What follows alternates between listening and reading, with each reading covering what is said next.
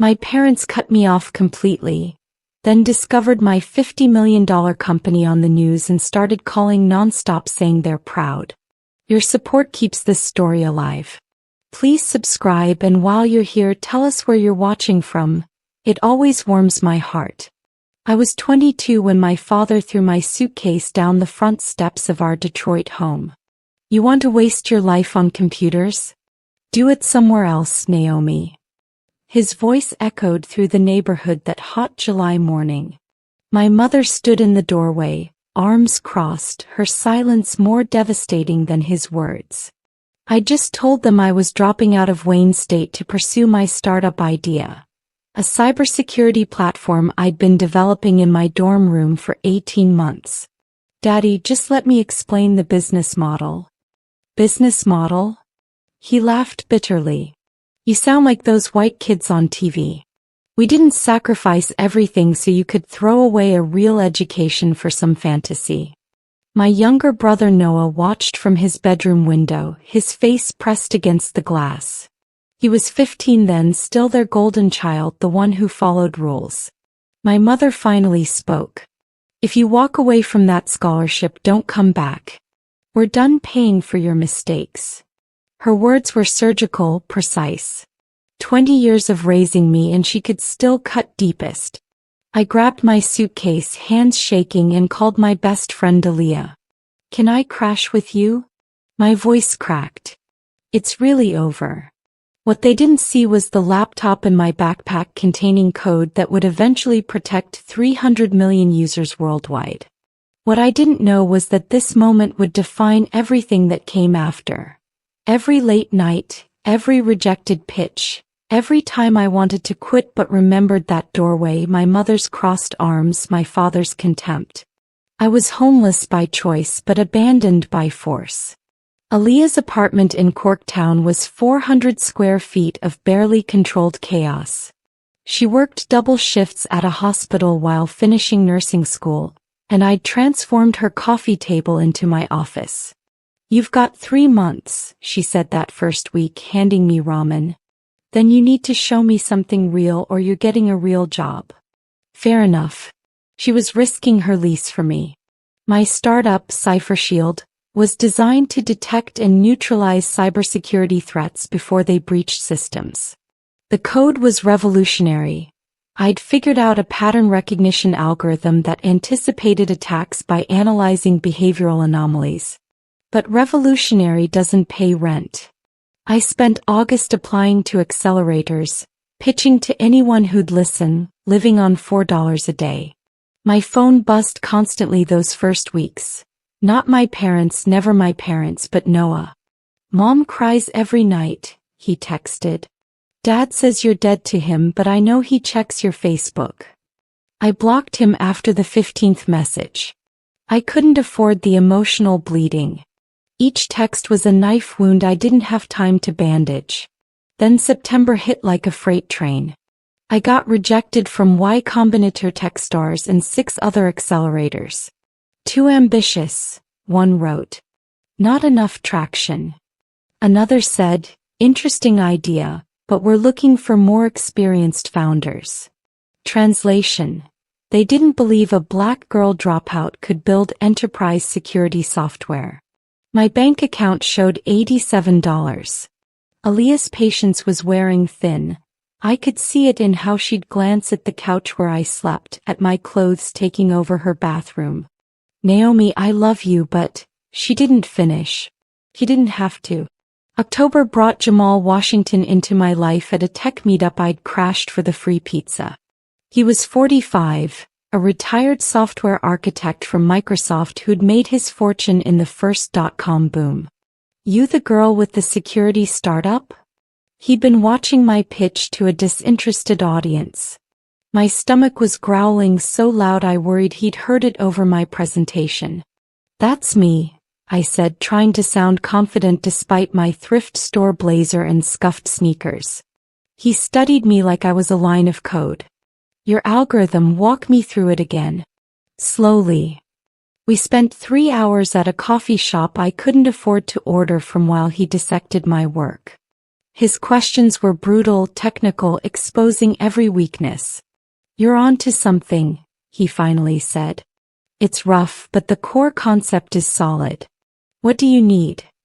I wanted to cry. Instead, I said, $20,000 for 6 months of development and a server setup. I'll give you 15% equity. He laughed. "Keep your equity. Consider it a loan. But I'm watching and I'm introducing you to people." Jamal became my mentor, my champion, my proof that someone believed in me. He connected me with Elena Rodriguez, a venture capitalist who specialized in cybersecurity. "She's tough," he warned. "Make it count." I had one shot and I was starving, exhausted, and desperate enough to be dangerous. The night before meeting Elena, I called my parents' number. It rang 6 times before my mother answered. "Don't," was all she said, then hung up.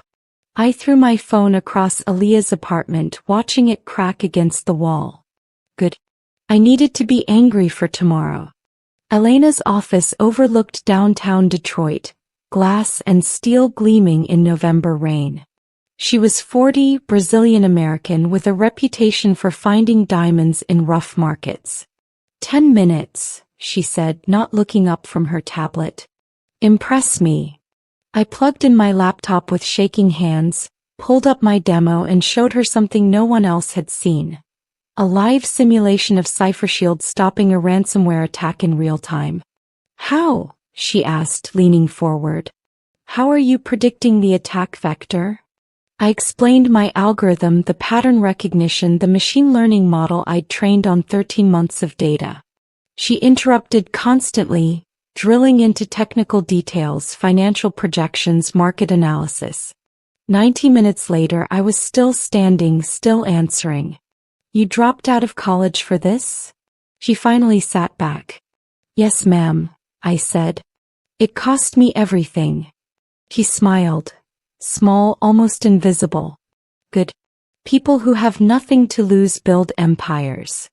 I'm in for 250,000 seed round. 20% equity and I'm joining your board." I walked out of that building into the rain and screamed. A businessman crossing the street stared at me like I'd lost my mind. Maybe I had. Maybe this is what resurrection felt like. Violent, loud, impossible. I called Aaliyah from a bus stop. "We did it," I sobbed. "We actually did it." That night I drafted an email to my parents. "I got my first investment today. $250,000. Thought you'd want to know I'm not completely worthless." I stared at it for an hour before deleting every word. They'd made their choice.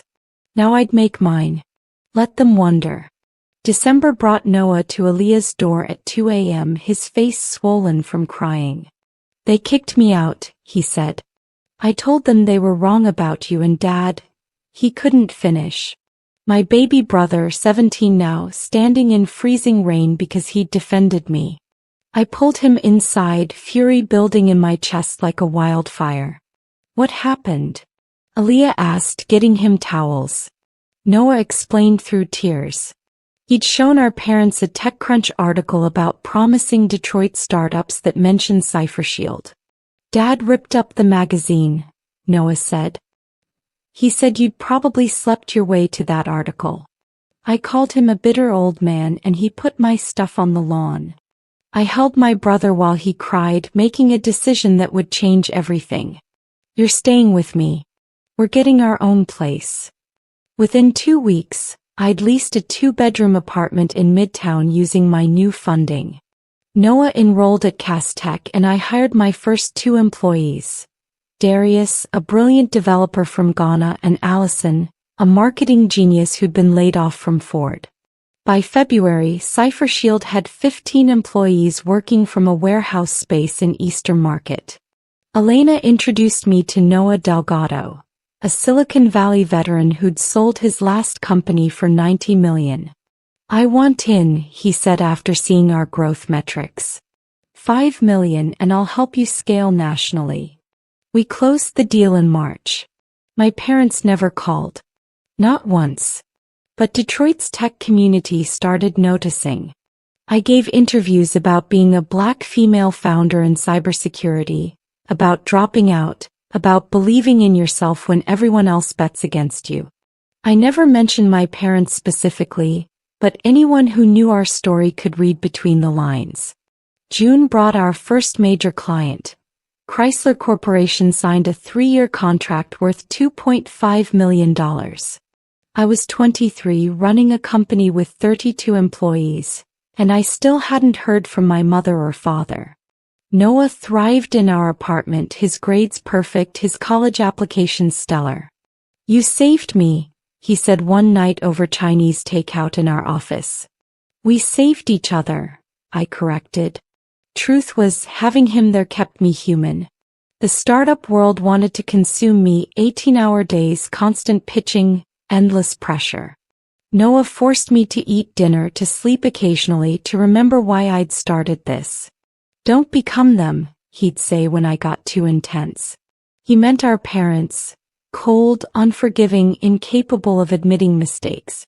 Aaliyah got promoted to charge nurse at Harper Hospital. We celebrated at her new apartment in New Center, the three of us, my chosen family, the people who'd believed when biology didn't. "Remember when you slept on my couch?" Aaliyah laughed. "Look at you now, Sio Naomi." We toasted with cheap champagne that tasted like victory. August brought our series of funding round. Elena led it, bringing in 2 more venture capital firms. $7 million at a $50 million valuation. I was a multimillionaire on paper, still 23, still haunted by that doorway in Detroit where my parents had ended us. "You should reach out," Jamal suggested during a board meeting. "Success is hollow without family." "They made their choice," I said, voice harder than I intended. "I'm making mine." But late at night I'd scroll through old photos on my phone. Birthday parties, graduations, family dinners before everything shattered. My mother's smile before it became a weapon. My father's laugh before it turned to contempt. I grieved them like they'd died, because in a way they had. September brought the storm. Someone leaked internal communications from our competitor, SecureNet Solutions, showing they'd been systematically stealing our code. Worse, their CEO had been bribing former employees to sabotage our releases. The evidence was devastating: emails, financial records, everything. I had a choice: go public and destroy them, or handle it quietly through lawyers. I called an emergency meeting with Elena, Noah, Delgado, and Jamal. "We go nuclear," I said. "We expose everything, file criminal charges, and show the industry what happens when you steal from us." Elena hesitated. "That's risky, Naomi. Could make you look vindictive." I smiled coldly. "Or it could make me look like someone you don't cross." We held a press conference in October. I stood before cameras and reporters, dressed in a navy suit that cost more than my father's monthly salary, and laid out the evidence. "Corporate espionage isn't innovation," I said. "It's theft, and we're prosecuting fully." The industry erupted. SecureNet stock cratered 40% in one day. Their CEO resigned within a week. The press loved it. Young Black female founder takes down billion-dollar competitor. Forbes wrote a profile. TechCrunch called me the Queen of Digital Justice. My face was everywhere, and I knew my parents had to be seeing it. Part of me hoped they were proud. The other part hoped they were choking on their judgment. Noah forwarded me a text from our mother. "Tell your sister we saw the news. She looks thin. Is she eating?" I laughed until I cried. Almost 2 years of silence, and that was her opening line? Noah replied for me, "She's fine. Better than fine, actually." November brought the announcement everyone in tech had been waiting for: Forbes 30 under 30. I made the list, number 7 in enterprise technology. The magazine's photographer came to our office, now occupying 2 floors of a renovated building in downtown Detroit. "Tell me your story," he said, setting up lights. I told him the sanitized version, dropped out, took a risk, built something meaningful. The article came out in December and it was different. The writer had done research, found people who knew my history. Naomi Bryant overcame family estrangement and homelessness to build Cypher Shield, the piece read. When asked about her parents, she simply says, "Some people can't see your worth until the world validates it. That's their loss, not mine." I'd said that during the interview, bourbon brave and tired of pretending it didn't hurt. The article went viral. My phone exploded with messages. Reporters, podcast hosts, conference organizers. Everyone wanted the against all odds narrative. But the call I didn't get was the one I'd stopped expecting. My parents remained silent and I told myself I was fine with that. I was lying. Christmas approached and Noah asked the question I'd been dreading. "Are we going to visit them?" He meant our parents. I looked at my baby brother, now 18 and thriving, and said, "They know where we are." We spent Christmas Day at Aaliyah's with her family, passing collard greens and cornbread, laughing until our sides hurt. This was family, chosen, earned, real. But that night, alone in my apartment, I broke. I called their number and hung up before anyone answered. 3 times I did this, pathetic and desperate, before finally sending a text. "Merry Christmas. Noah's doing great. I hope you're well." No response. Never a response. January brought Tasha Freeman back into my life. We'd been close in college, best friends before I dropped out. She'd stayed, finished her degree, gotten a corporate job at Google. "I'm so proud of you," she said over coffee in January, her smile wide and genuine. "I always knew you'd make it." We started meeting regularly, catching up on lost time. By February, Tasha had joined Cypher Shield as our head of product development. She came highly recommended and I trusted her completely. That was my first mistake. My second was giving her access to our proprietary code and upcoming product launches. "We're family," she said when I handed her security clearance. I'd never betray that. March brought whispers. Allison, my marketing director, pulled me aside. "Something's off with Tasha. She's been meeting with SecureNet's new CEO." I didn't believe it. Couldn't believe it. We'd shared secrets, dreams, late-night study sessions. But Allison was insistent.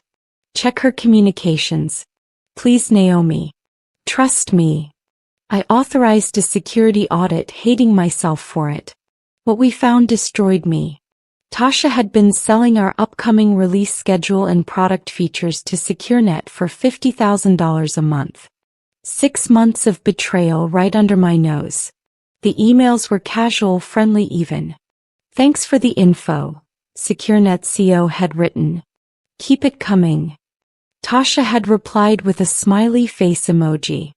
I confronted her in my office, door locked, security waiting outside. "Why?" My voice shook with rage. She didn't even look ashamed. "You changed, Naomi. You became one of them, rich, arrogant, forgetting where you came from." I wanted to scream. Instead, I said quietly, "Get out. Legal will contact you." The Tasha situation went nuclear. We pressed charges for corporate espionage, theft of trade secrets, and breach of contract. The tech press covered every detail. Cypher Shield founder betrayed by college friend, read one headline. Another, "When success breeds jealousy, the Tasha Freeman case." I did interviews where I had to pretend my heart wasn't shattered, that losing a friend hurt less than losing code. Darius found additional evidence. Tasha had been planning to leave and start a competing company using our stolen intellectual property. She'd recruited 3 other employees, promised them equity, painted me as a tyrant who'd forgotten her roots. The betrayal had layers, each one cutting deeper. I trusted her, I told Elena during an emergency board meeting. I brought her in. "That's not on you," Elena said firmly. "Predators exploit trust." That's what makes them dangerous. But it felt like my fault. I'd been so desperate for connection, for someone who remembered who I was before money and success, that I'd missed every red flag. Noah had seen it. She asks weird questions, he'd mentioned once. I'd dismissed it. April brought Tasha's arrest. The FBI got involved because the theft crossed state lines. Watching her perp walk on the news felt surreal. My former friend in handcuffs facing 20 years federal time. Part of me felt vindicated. The larger part felt hollow. How many more people would I lose to this company? This success I'd built from nothing? My mother called that night. First time in almost 3 years. We saw what that girl did to you, she said, voice careful. Are you okay? I hung up without responding. The audacity showing up now when I was wounded as if they had the right to comfort me. May brought the TechCrunch Disrupt conference in San Francisco. I was keynoting, telling CipherShield's story to 3,000 attendees. My speech was scheduled for noon on the main stage. I'd practiced it dozens of times, perfecting every pause, every inflection. What I couldn't prepare for was seeing my parents in the third row, dressed in their Sunday best, watching me like proud spectators. My hands shook as I walked on stage. They had no right to be there in that audience after everything. But there they sat. My father in his best suit, my mother wearing pearls I'd never seen before. Noah was backstage with me. They showed up yesterday, he whispered. I didn't tell you because... He didn't finish. He knew I would have canceled. I gave my speech in a fugue state, barely remembering the words. Resilience isn't about never falling, I heard myself say. It's about who catches you and who walks away. Build your empire with people who believed in you before the world did. The applause was thunderous. My parents stood, clapping harder than anyone, tears streaming down my mother's face. Backstage they tried to approach. Naomi, honey, you were magnificent, my mother said, reaching for me. I stepped back. Don't. My father looked older, smaller somehow. We were wrong, he said. We were scared and wrong, and we've regretted it every single day. I laughed bitterly. You've had 1,000 days to say that. You chose today. Security escorted them out at my request. Noah watched silently, torn between the sister who'd raised him and the parents who'd abandoned us both. They're still our parents, he said quietly. I shook my head. They're strangers who share our DNA. There's a difference. That night I blocked their numbers, their emails, every avenue of contact. I was done bleeding for people who only loved me when the world was watching. June brought the call that changed everything. Apple wanted to acquire CipherShield for $200 million. Elena delivered the news during our Monday morning board meeting. They're serious, she said. Full acquisition, you'd stay on as VP of Security for 3 years and everyone gets paid out. $200 million. My share would be $90 million after taxes. I was 25 years old. I'd built this company from nothing, sleeping on Aaliyah's couch, surviving on ramen and rage. And now Tim Cook's team wanted to buy it. What do you think? I asked Noah Delgado. He smiled. I think you've already decided. He was right. I wanted to sell to prove something to ghosts who didn't deserve the satisfaction. To show my parents exactly what they'd missed. The negotiations took 3 weeks.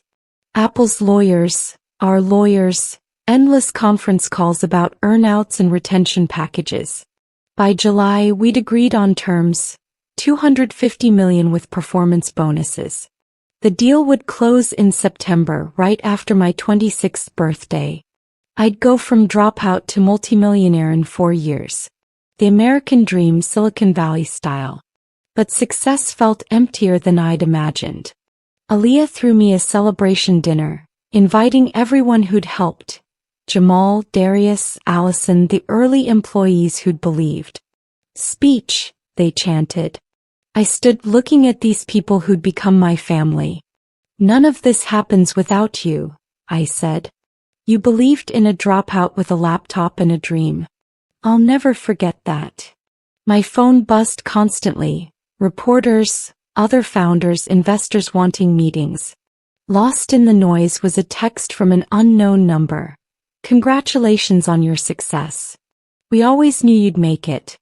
Love, Mom. I deleted it without responding. They'd known nothing. Believed nothing. They didn't get to claim this victory. September 15th, the deal closed. Cypher Shield became part of Apple's security infrastructure, and I became one of the youngest Black female executives in Silicon Valley. The wire transfer hit my account at 9 a.m., $93 million after taxes and payouts. I stared at my phone screen, watching those numbers that didn't feel real, didn't feel earned, even though I'd nearly died building this. My parents showed up at the closing party uninvited. Aaliyah saw them first, trying to talk their way past security at our Detroit headquarters. Should I send them away? She asked. I looked at them through the window. Older, smaller, desperate in a way that should have satisfied me but only made me tired. Let them in, I said. It's time. They approached nervously, clutching a wrapped gift like an offering. Nomi, my mother started, but I held up my hand.